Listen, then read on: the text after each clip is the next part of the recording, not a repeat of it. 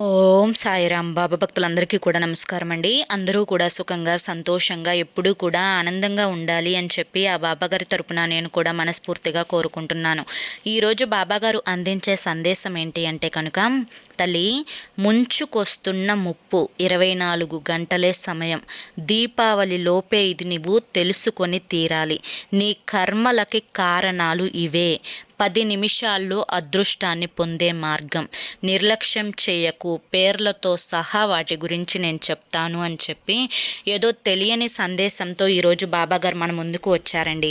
మరి ఆ సందేశం ఏంటో, అసలు ఈ సందేశంలో ఉండే ఆంతర్యం ఏంటో మీకు పూర్తిగా అర్థం అవ్వాలి అంటే వీడియోని చివరి వరకు చూస్తేనే మీకు పూర్తిగా అర్థమవుతుంది. వీడియోలోకి వెళ్ళే ముందు చాలామంది కూడా చెప్పుకోలేనటువంటి సమస్యలతోటి సతమతమైపోతూ వాటిని ఎలా తీర్చుకోవాలో తెలియక ఇబ్బంది పడిపోతూ ఉంటారు. అటువంటి వారి కోసం శ్రీ షిరిడి సాయిబాబా ఆశీస్సులతో జ్యోతిష్యం చెప్పబడును. గురూజీ శివరామరాజు గారు. Phone number 9959422552. మీరు ఇప్పటి వరకు ఎన్నో చోట్ల జ్యోతిష్యం చెప్పించుకొని మీరు ఆశించిన మార్పులు మీ జీవితాలలో జరగలేదని చెప్పి బాధపడి ఉంటారు. కానీ ఇక్కడ అస్సలు అలా జరగదండి. మీ సమస్యలు ఏవైతే ఉన్నాయో, ప్రేమ, పెళ్లి, ఉద్యోగం, రాజకీయం, సంతానం లేక ఇబ్బంది పడుతున్నా, భార్యాభర్తల మధ్య గొడవలున్నా, అప్పుల సమస్యలున్నా, శత్రువుల సమస్యలున్నా, అవేంటో మీరు గురువుగారికి వివరించి చెప్పినట్లయితే వాటికి తగిన పూజలు చేసి గురువుగారు మీకు రోజులలోనే పరిష్కారాన్ని చూపిస్తారు. గురువుగారు చెప్పింది చెప్పినట్లు 100కు 1000% జరుగుతుంది. నమ్మకంతో స్క్రీన్ మీద కనిపిస్తున్న నెంబర్కి అయితే కాంటాక్ట్ అవ్వండి. అంతేకాకుండా భార్యాభర్తల మధ్య వశీకరణ, స్త్రీ మరియు పురుషుల మధ్య వశీకరణ కూడా 100% జరపబడును. మాకున్నటువంటి ఎన్నో రకాలైన సమస్యలు కూడా గురువుగారు చేసిన పూజల వల్ల అన్నీ తీరాయి. మీరు కూడా కాంటాక్ట్ అవ్వండి. ఇక ఆలస్యం చేయకుండా మనం బాబాగారి యొక్క సందేశం ఏంటో ఇప్పుడు మనం తెలుసుకుందాం. తల్లి, ముంచుకొస్తున్న ముప్పు అంటే నీకు అర్థం కాలేదు కదా. అంటే ఇప్పుడు పడుతున్న బాధలు కాకుండా కొన్ని రకాలైన కొత్త బాధలు కూడా నీ జీవితంలోకి అడుగు పెట్టే అవకాశం ఉంది అని అర్థం. ఆ యొక్క అవకాశాన్ని నువ్వు అంటే దాన్ని రాకుండా చేసుకునే అవకాశం కూడా నీ చేతుల్లోనే ఉంది. ఎప్పుడైనా కానీ కష్టం వస్తున్నప్పుడు ఆ కష్టం నుంచి తప్పించుకునే మార్గం తెలిస్తే ఆ కష్టం వల్ల నీకు ఎటువంటి ఇబ్బంది అనేది కలగదు. అసలు ఆ కష్టమే నీ దగ్గరికి రాకుండా చేసుకునే మార్గం నీకు తెలిస్తే ఇక అసలు నీకు ఎటువంటి బాధ అనేదే ఉండదు కదా. అలా నువ్వు నీ దగ్గరికి రాబోతున్న ఈ యొక్క కష్టాల నుంచి బయటపడటానికి, ఆ కష్టం నీ వద్దకు రాకుండా చేయడానికి నేను నీకు ఈరోజు ఒక మార్గాన్ని చెప్తాను. దానికి నీకు 24 గంటలు మాత్రమే సమయం ఉంది. అంటే ఈ యొక్క 24 గంటల లోపు నువ్వు ఖచ్చితంగా ఇది తెలుసుకొని తీరాలి అని చెప్పి అర్థం. అంటే దీపావళి మనకిప్పుడు సోమవారం రోజు వస్తుంది. ఈ యొక్క దీపావళి లోపే నువ్వు దీన్ని తెలుసుకోవాలి. అంటే ఒక్కరోజు సమయం మాత్రమే ఉంది అని చెప్పి. నీ యొక్క కర్మలన్నింటికీ కూడా కారణం ఇవే. అంటే నువ్వు పడుతున్న బాధలకి, కష్టాలకి, కర్మలకి కారణాలు అనేవి ఇవే. 10 నిమిషాల్లో అదృష్టాన్ని పొందే మార్గాన్ని నేను నీకు ఈరోజు వివరించి చెప్తాను. వాటి యొక్క పేర్లు కూడా చెప్తాను. నిర్లక్ష్యం చేయకుండా వినమ్మా అని చెప్పి బాబాగారు చెప్తున్న ఈ మాటలలో ఉండే ఆంతర్యం ఇది. మరి ఆ మార్గం ఏంటి? ఆ కర్మలకి కారణాలు ఏంటి? 24 గంటలలో మీరు చేయవలసిన పని ఏంటి? దీపావళి లోపే ఎందుకు తెలుసుకోవాలి అనేది ఇప్పుడు మీకు ప్రశ్న. అయితే ఆ ప్రశ్నలన్నింటికీ కూడా ఇక్కడి నుంచి సమాధానం దొరుకుతుంది. జాగ్రత్తగా విను తల్లి.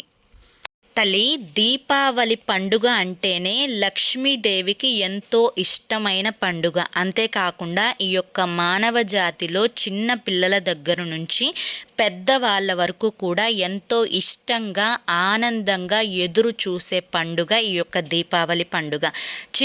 చిన్నపిల్లలు టపాసులతోటి, ఇంకా వచ్చేసేసి ఎన్నో రకాలైన కాకర ఒత్తులతోటి ఎంతో సంబరంగా నవ్వుతూ కిలకిలలాడుకుంటూ చేసుకునే పండుగ ఈ దీపావళి పండుగ. పెద్దలు ఎంతో ఆశగా అమ్మా, మాకు ఇప్పటి వరకు కూడా ధనం అనేది సరిపడా లేదు, మేము ఎన్నో రకాలైన ఆర్థిక సమస్యలతోటి బాధపడుతున్నాము, మాకున్నటువంటి ఆర్థిక సమస్యలన్నీ కూడా దూరం చేసి మాకు చేతి నిండా కూడా డబ్బులు వచ్చేలా చూడు తల్లి, మాకున్న కర్మలని తొలగించు తల్లి, మాకున్నటువంటి అనారోగ్య సమస్యలను తొలగించు తల్లి అని చెప్పి లక్ష్మీదేవికి ఎంతో ఇష్టంగా జరుపుకునే పండుగ ఈ యొక్క దీపావళి పండుగ. అయితే ఈ దీపావళి పండుగలోపు నేను చెప్పే ఈ 5-6 వస్తువులు అనేవి నువ్వు ఇంట్లో నుంచి తీసివేయాలి. ఈ యొక్క 5-6 వస్తువులు నీ ఇంట్లో ఉండటం వల్ల మాత్రమే నీ జీవితంలో ఎన్నో రకాలైన సమస్యలు అనేవి నువ్వు పడుతున్నావు. కానీ ఈ సమస్యలన్నింటికీ కూడా కారణం ఈ 5-6 వస్తువులు అని చెప్పి నీకు తెలియకపోవడం అనేదే నీకు ఒక రకమైన అగ్ని పరీక్ష లాంటిది. ఇప్పుడు ఆ వస్తువుల గురించి నేను చెప్తాను. ఈ దీపావళిలోపు ఆ వస్తువులను నువ్వు తీసి పడవేసేయి. నీ జీవితంలో ఎన్నో అదృష్టాలు అడుగు పెడతాయో, ఎంత అదృష్టం నీకు కలిసి వస్తుందో నీ కళ్ళతోటి నువ్వు చూసి ఆశ్చర్యపోతావు. అందులో మొట్టమొదటి వస్తువు వచ్చేసేసి నీ ఇంట్లో నీ యొక్క దేవుని మందిరంలో ఉన్న చినిగిపోయిన దేవుని చిత్రపటాలు, పగిలిపోయిన దేవుని చిత్రపటాలు, అంతేకాకుండా నీ ఇంట్లో ఉండే దేవుని పుస్తకాలు ఏవైతే చినిగిపోయినవి ఉన్నాయో వాటినే నువ్వు మళ్ళీ మళ్ళీ కూడా వాడుతూ ఉండటం. చాలామంది కూడా చేస్తున్న తప్పు ఇదే. ఈ యొక్క దేవుని చిత్రపటాలు అనేవి కొంచెం క్రాక్ ఇచ్చినా కూడా వాటిని వెంటనే తీసివేసి ఆ పైన ఉన్న అద్దాన్ని తీసి వేరుగా పడవేసి మిగిలినవి చెరువులో కానీ పారే నీటిలో కానీ పడవేయాలన్నమాట. అంతేకాకుండా దేవుని మందిరంలో ఒక దేవుని యొక్క చిత్రపటం ఒకటే ఉండాలి. అలా కాకుండా ఒక దేవుని చిత్రపటం 2-3 కనుక ఉన్నట్లయితే కూడా మీకు మంచిది కాదు అన్న విషయాన్ని గుర్తుంచుకోండి. ఇది మీరు వెంటనే సరిచూసుకోవాలన్నమాట. ఇక తరువాత వస్తువు వచ్చేసేసి ఆగిపోయిన సమయం, అంటే గోడ గడియారాలు అనేవి, వాచీలు అనేవి ఆగిపోయినా, అవి పగిలిపోయినా కానీ వాటిని వెంటనే తీసివేయాలి. చాలామందికి కూడా ఇప్పుడు మొబైల్లో టైం అనేది తెలుస్తూ ఉండటం వల్ల చాలామంది ఆ యొక్క గోడ గడియారాలలో బ్యాటరీలు వేయించుకోవడం మానేస్తున్నారు. ఎందుకు అంటే కనుక సెల్ ఫోన్ ఆన్ చేస్తే టైం తెలిసిపోతుంది కదా, మళ్ళీ అదొక ఖర్చు ఎందుకు అని చెప్పి ఎప్పుడూ కూడా నిలిచిపోయిన సమయాన్ని చూస్తూ ఉండటం అనేది మనిషి జీవితంలో ఒక నెగిటివిటీని సృష్టిస్తుంది. ఎప్పుడూ కూడా సమయాన్ని ఆపడం అనేది మంచి విషయం కాదు. అంతేకాకుండా ఈ యొక్క ఆగిపోయిన సమయాన్ని మీరు తరచూ కూడా చూస్తూ ఉండటం వల్ల మీ పనులలో ఆటంకం, మీకు తెలియకుండానే మనసులో ఏదో ఒక రకమైన నెగిటివ్ ఎనర్జీ అనేది ఏర్పడటం, ఒక రకమైన చికాకు, ఒక రకమైన గందరగోళమైన స్థితి అనేది ఏర్పడటం, ఇవన్నీ కూడా జరుగుతూ ఉంటాయన్నమాట. కాబట్టి ఎట్టి పరిస్థితులలో కూడా ఆగిపోయిన గోడ గడియారాలు అనేవి, ఆగిపోయిన వాచీలు అనేవి ఉంచుకోకూడదు. వాటిని ఒకటి మీకు అవసరం లేకపోతే తీసి పడవేయండి. లేదంటే కనుక ఖచ్చితంగా వాటిల్లో బ్యాటరీలు వేయించడం అనేది చేయండి. ఇలా చేస్తేనే మీ యొక్క సమయం అనేది నడుస్తుంది. మీ జీవితంలో కూడా మీకు అదృష్టపు సమయం అనేది నడుస్తుంది. లేకపోతే ఆ గోడ గడియారంలో సమయం ఎలాగైతే నిలిచిపోయిందో మీ పనులు కూడా అలాగే ఆటంకాలు వచ్చి నిలిచిపోతాయి. మీరు చేస్తున్న పనులలో ఆటంకాలు ఏర్పడి పనులు మధ్యలోనే ఆగిపోతాయి. ఇది ఒక కారణం అని చెప్పి మీకు తెలియక చాలామంది కూడా ఈ పొరపాటు అనేది చేస్తూ ఉన్నారనమాట. ఇది మీరు దీపావళిలోపు సరి చేసుకోవాలి. ఇక మూడవది ఏంటి అంటే కనుక పగిలిపోయిన గాజు గిన్నెలు, పగిలిపోయిన అద్దాలు, పగిలిపోయిన పింగాణి సామాన్లు అనేవి ఇంట్లో ఉంచుకోవడం. ఇది చాలా చాలా పెద్ద తప్పు తల్లి. ఎందుకు అంటే కనుక ఎప్పుడైనా కానీ పగిలినది వస్తువు ఇంట్లో ఏదైతే ఉంటుందో అది అనేక రకాలైన కర్మలకు కారణమవుతుంది. చాలామంది కూడా చిన్న క్రాకే కదా, ఇప్పుడు టీ తాగే కప్పో కాఫీ తాగే కప్పో ఉంది అనుకోండి, ఆ కప్పు అనేది పట్టుకునేది ఊడిపోతే పైన పట్టుకొని తాగొచ్చుగా అని చెప్పి దాన్ని జాగ్రత్త చేసుకుంటూ ఉంటారు.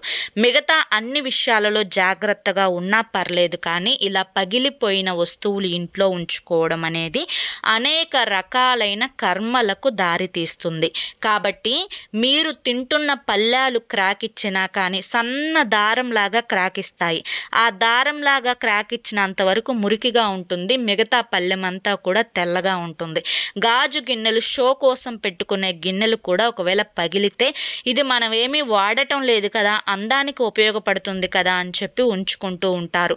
ఇక మొహం చూసుకునే అద్దాలు అనేవి చాలామంది కూడా కొంచెం క్రాక్ ఇచ్చినా దానివల్ల ఇబ్బంది ఏమీ లేదు కదా అని చెప్పి వాటిట్లోనే మొహాన్ని చూసుకుంటూ ఉంటారు. బీరువాకి ఉన్న అద్దాలు కానీ, డ్రెస్సింగ్ టేబుల్కు ఉన్న అద్దాలు కానీ, చేతి అద్దాలను కానీ మార్చుకోవడానికి ఇష్టపడరనమాట. వీటి వల్ల ఎన్నో రకాలైన కర్మలు అనేవి మిమ్మల్ని పట్టి పీడిస్తాయి అన్న విషయాన్ని గుర్తుంచుకోండి. ఎట్టి పరిస్థితులలో కూడా పగిలిన అద్దాలు కానీ, గాజు గిన్నెలు కానీ, పింగాణి సామాను కానీ, గాజు సామాను కానీ ఇంట్లో అనేది ఉండకూడదు. దీనివల్ల అష్ట దరిద్రాలు అనేవి ఆ ఇంట అడుగు పెడతాయి. నెగిటివ్ ఎనర్జీ అనేది ఏర్పడుతుంది. వాటి వల్ల మనస్సు, మనిషికి ఆరోగ్యాన్ని కూడా దెబ్బతీస్తాయి అనే విషయాన్ని గుర్తుంచుకోండి. ఇక తరువాత వస్తువు, 4వ వస్తువు ఏంటి అంటే కనుక ఎట్టి పరిస్థితులలోనైనా కానీ చనిపోయిన వారి యొక్క వస్తువులు అనేవి ఇంట్లో ఉంచుకోకూడదు. మనిషికి మధ్య బంధం, చనిపోయిన వ్యక్తికి మధ్య బంధం, అది రక్త సంబంధమైన ఏ ఇతర బంధమైనా కానీ ఆ యొక్క బంధం మీద ప్రేమ ఉండటం అనేది సహజం. ఆ వస్తువులు ఉండటం వల్ల వారి యొక్క జ్ఞాపకాలుగా మనం గుర్తుగా ఉంచుకోవచ్చు అని చెప్పి చాలామంది కూడా వాటిని తీసి పడవేయటానికి ఇష్టపడరు. ఎందుకంటే అది వారి మీద ఉన్న ప్రేమ, అంతేకాకుండా వారి మీద ఉండే ఆ యొక్క ఎఫెక్షన్ ఏదైతే ఉంటుందో దాని నుంచి మనం వెంటనే బయట పడలేక వాటిని తీసివేయడానికి ఇష్టపడరనమాట. ఎప్పుడైనా కానీ ఆ వస్తువుల కళ్ళే చూసినప్పుడు వెంటనే వారు గుర్తుకొచ్చినప్పుడు కళ్ళల్లో నుంచి నీరు వచ్చేస్తూ ఉంటుంది. మన పెద్దలు మన యొక్క శాస్త్రాల ప్రకారం, సంప్రదాయాల ప్రకారం చెప్పిన మాటలు ఏంటి అంటే కనుక ఎట్టి పరిస్థితులలో కూడా ఎట్టి పరిస్థితులలో కూడా చనిపోయిన వారికి సంబంధించిన వస్తువులు అనేది ఇంట్లో ఉండటం అనేది మంచిది కాదు. అది అరిష్టానికి దారి తీస్తుంది. దాన్ని చూసినప్పుడల్లా కలిగే నెగిటివ్ ఎనర్జీ అనేది మనిషి యొక్క మానసికమైన స్థితి మీద ప్రభావం చూపుతుంది. ఎప్పుడైతే మనిషి మానసికంగా బాధపడతాడో శారీరకంగా అనేక రకాలైన సమస్యలు వచ్చే అవకాశం ఉంది. కాబట్టి వారికి సంబంధించిన వస్తువులు అనేది ఎంత త్వరగా వీలైతే అంత త్వరగా తీసి పడవేయటమే మంచిది అన్న విషయాన్ని గుర్తుంచుకోండి. అర్థమైంది కదా. ఇక అన్నింటికంటే ముఖ్యమైనది ఏంటి అంటే కనుక 5వ వస్తువు, అదేంటి అంటే కనుక మీ ఇంట్లో దేవుని మందిరంలో బూజు పట్టి ఉన్నా కానీ, దేవుని మందిరం చూడటానికి నెగిటివ్గా కనిపిస్తూ ఉన్నా కానీ, చూడటానికి అంత ఎఫెక్టివ్గా ఉండకపోయినా కానీ ఆ ఇంటికి మంచిది కాదు అని చెప్పి మన పెద్దలు చెప్తూ ఉన్నారు. అంటే దేవుని మందిరం ఎప్పుడూ కూడా ఎటువంటి బూజు కానీ, దుమ్ము కానీ, ధూళి కానీ ఉండకూడదు. ఈ దీపావళిలోపు దేవుని మందిరాన్ని శుభ్రంగా తడిగుడ్డ పెట్టి తుడుచుకొని చక్కగా దేవుని చిత్రపటాలు కూడా నీట్గా తుడుచుకొని 1 కంటే ఎక్కువ ఉన్న దేవుని చిత్రపటాలు తీసివేసి, అంటే ప్రతి ఒక్క దేవుని చిత్రపటం అనేది ఒక్కొక్కటే ఉండాలి అన్న విషయాన్ని గుర్తుంచుకోండి. తరువాత ఆ యొక్క చిత్రపటాలకి గంధుమ రాసి కుంకుమ బొట్లు పెట్టి దీపారాధన ప్రమిదలు కూడా శుభ్రపరచుకొని అంతేకాకుండా ఆ యొక్క దేవుని మందిరం అంతా కూడా ప్రశాంతకరంగా నీట్గా చూడంగానే లక్ష్మీ కళ ఉట్టిపడే విధంగా ఉండాలి. అంతేకాకుండా ఇంటి గుమ్మానికి కూడా ప్రధానంగా బూజులు కానీ, ఎట్టి పరిస్థితులలో కూడా గుమ్మం దగ్గర ఎండిపోయిన ఆకులు ఉన్నా కానీ, బూజు దుమ్ము ధూళి ఉన్నా కానీ, గడపకి పసుపు లేకుండా ఉన్నా కానీ, గడపలు పగిలిపోయి ఉన్నా కానీ, చెదలు పట్టి ఉన్నా కానీ, ఇంటి తలుపులు పగిలిపోయి ఉన్నా కానీ, చెదలు పట్టి ఉన్నా కానీ, ఇంటి కిటికీ తలుపులు కానీ, కిటికీ అద్దాలు కానీ పగిలిపోయి ఉన్నా కానీ దీపావళి లోపు వెంటనే మార్చుకోవాలి. దీనివల్ల కూడా మీకు లక్ష్మీదేవి అనుగ్రహం అనేది కలగదు. ఎప్పుడైనా కానీ ఇంట్లో ఉంటే ప్రశాంతంగా అనిపించాలి అంటే ఇంటి వాతావరణం అనేది శుభ్రంగా ఉండాలి. కాబట్టి దీపావళి లోపు ఈ చిన్నవన్నీ కూడా సరిచేసుకొని ఇంటిని చక్కగా దుమ్ము ధూళి లేకుండా చక్కగా శుభ్రపరచుకొని, ఇంటి గడపలకి పసుపు రాసుకొని, కుంకుమ బొట్లు పెట్టుకొని, పగిలిన విరిగిన తలుపులు ఉంటే వాటిని మార్చుకొని, ఇంటి దేవుని మందిరాన్ని కూడా కలకలలాడేలా అలంకరించుకొని అమ్మవారి యొక్క పూజకు సిద్ధపరచుకోవాలి. ఇది దీపావళి లోపు ఖచ్చితంగా చేసుకొని తీరాల్సిన పనులు. కాబట్టి ఈ యొక్క చిన్న పనులు కనుక చేసుకొని దీపావళి రోజు సాయంత్రం సమయంలో అంటే సంధ్యా సమయంలో సరిగ్గా 13x2 అంటే 26 ప్రమిదలు తీసుకొని ఆ 26 ప్రమిదలలో ఒక్కొక్క జతను ప్రమిదగా సెట్ చేసుకొని మొత్తం 13 సెట్లుగా ఆ ప్రమిదలను మీరు సిద్ధం చేసుకొని ఆ 13 ప్రమిదలలో నువ్వుల నూనెను వేసి 2 ఒత్తులు వేసి చక్కగా మీరు దీపాలను వెలిగించి అమ్మవారిని కూడా సన్నజాజి పూలు కానీ, విరజాజి పూలు కానీ, లిల్లీ పూలు కానీ, గులాబీ పూలతోటి కానీ లక్ష్మీదేవిని అలంకరించుకొని అమ్మవారికి పాలతోటి బెల్లంతో చేసిన పాయసాన్ని కానీ, క్షీరాన్నాన్ని కానీ నైవేద్యంగా పెట్టుకొని అమ్మవారికి ఇష్టమైన విష్ణు సహస్రనామాలు కానీ, కనకదార స్తోత్రాన్ని కానీ చదువుకొని అమ్మవారికి ఆ యొక్క దీపారాధన 13 ప్రమిదల్లో ఉండే దీపాలను కుదిరితే మీ దగ్గర శక్తి ఉంటే స్వచ్ఛమైన ఆవు నేతితోటి వెలిగించుకుంటే శుభప్రదం. ఒకవేళ శక్తి లేని పక్షంలో నువ్వుల నూనెతోటి వెలిగించుకోవచ్చు. ఇలా 13 ప్రమిదలు అనేవి వెలిగించుకొని అమ్మకు లక్ష్మీ పూజ చేసుకొని చక్కగా ఆ యొక్క 13 ప్రమిదలలో 2 ప్రమిదలు తీసుకొని వెళ్ళి గుమ్మానికి 2 పక్కలా పెట్టుకొని మిగతా ప్రమిదలు వచ్చేసేసి మీ ఇంటి ప్రధాన ద్వారం దగ్గర 2 వైపులా పెట్టుకొని మిగతా వచ్చేసేసి మీ ఇంటికి ఇరువైపులా కూడా పెట్టుకొని అమ్మవారికి మీరు లక్ష్మీ పూజ అనేది చేసుకోవాలన్నమాట. ఈ విధంగా చేసుకోవడం వల్ల మీకు ఎటువంటి కర్మలు ముంచుకొస్తున్నా, ఎటువంటి నష్టాలు కలుగుతున్నా, ఎటువంటి సమస్యలు వస్తున్నా ఆ సమస్యల నుంచి, ఆ కష్టాల నుంచి, ఆ నష్టాల నుంచి, ఆ బాధల నుంచి అన్నింటి నుంచి కూడా మీరు పూర్తిగా బయటపడి మీరు ఏవైతే అదృష్టాలు మీ జీవితంలోకి రావాలి అని చెప్పి కోరుకుంటున్నారో, ఏవైతే మీ జీవితాలు ఆనందాలతో నిండాలి అని చెప్పి ఆశపడుతూ ఉన్నారో ఆ కోరికలన్నీ కూడా తీరి మీరు పట్టిందల్లా కూడా బంగారం అవుతుంది. బిడ్డ, సంవత్సరానికి వచ్చే దీపావళి వేరు, ఇప్పుడు ప్రత్యేకించి 500 సంవత్సరాల తర్వాత వస్తున్న ఈ దీపావళి వేరు. ఈ దీపావళి అనేది నీకు ఈ జన్మలో ఒక్కసారి మాత్రమే వస్తుంది. అంటే 500 సంవత్సరాల తర్వాత మళ్ళీ వచ్చే దీపావళికి ఎవరు బ్రతికి ఉండరు.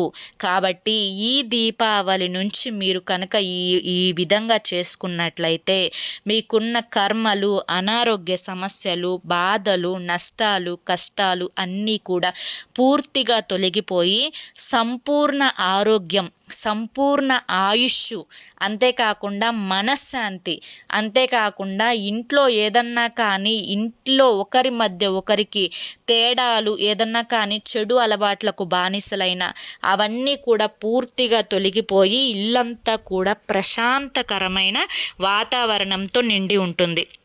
మీ ఇంట్లో ఇప్పటి వరకు తిష్ట వేసుకొని కూర్చొని ఉన్న జ్యేష్ఠాదేవి బయటకు వెళ్ళిపోయి లక్ష్మీదేవి మీ ఇంట అడుగు పెడుతుంది. ఎప్పుడైతే మీ ఇంట లక్ష్మీదేవి అడుగు పెడుతుందో ఆ రోజు నుంచి మీ కర్మలు, బాధలు, సమస్యలు అన్నీ కూడా దూరం అయిపోయి మీరు పట్టిందల్లా కూడా బంగారం అవుతుంది. తల్లి, ఇప్పుడు అర్థమైంది కదా నేనేం చెప్పాను అని చెప్పి నీకు. కాబట్టి ఈ దీపావళి రావడానికి సరిగ్గా మధ్యలో నీకు రేపు ఒక్కరోజు మాత్రమే సమయం ఉంది. రేపటి రోజున నీవు ఇంట్లో నుంచి ఈ వస్తువులు ఏవైతే నేను చెప్పానో వాటిని తీసి బయట పడవేసి ఇల్లంతా కూడా చక్కగా శుభ్రపరచుకొని, దేవుని మందిరం అంతా కూడా శుభ్రపరచుకొని, ఇల్లంతా కూడా ప్రశాంతంగా ఉండేలా చూసుకొని, తడిగుడ్డ పెట్టి తుడుచుకొని అమ్మవారి పూజకు సిద్ధంగా ఉంచుకో. దానివల్ల మీకు లక్ష్మీ కటాక్షం అనేది కలుగుతుంది. ఇది మాత్రం నిర్లక్ష్యం చేసుకోకు అని చెప్పి ఈరోజు బాబాగారు మనకి చాలా చక్కటి సందేశాన్ని అందించారండి. మరి ఈ సందేశంలో ఎంతో గొప్ప ఆంతర్యం ఉంది, మనం అర్థం చేసుకోవాలి. కానీ మరి ఈ సందేశం మీ అందరికీ కూడా నచ్చింది, అర్థమైంది అని చెప్పి అనుకుంటున్నాను. నచ్చింది, అర్థమైంది అని చెప్పి అనిపిస్తే ఈ వీడియోకి ఒక లైక్ ఇవ్వండి. లైక్ ఇచ్చిన వెంటనే హైప్ అని వస్తుంది, హైప్ ఇవ్వండి. మొదటిసారి మన ఛానల్లోకి వచ్చినట్లయితే కనుక మన ఛానల్ని సబ్స్క్రైబ్ చేసుకుని సపోర్ట్ చేయండి. రేపు మరొక మంచి వీడియోతోటి మళ్ళీ కలుసుకుందాం. అంతవరకు కూడా బాబాగారి యొక్క ఆశీస్సులు అనేవి మీ మీద, మీ కుటుంబ సభ్యుల మీద ఎల్లకాలం ఉండాలి అని చెప్పి మనస్ఫూర్తిగా కోరుకుంటూ సర్వేజన సుఖినో భవంతు. ధన్యవాదములు. ఓం సాయిరామ్.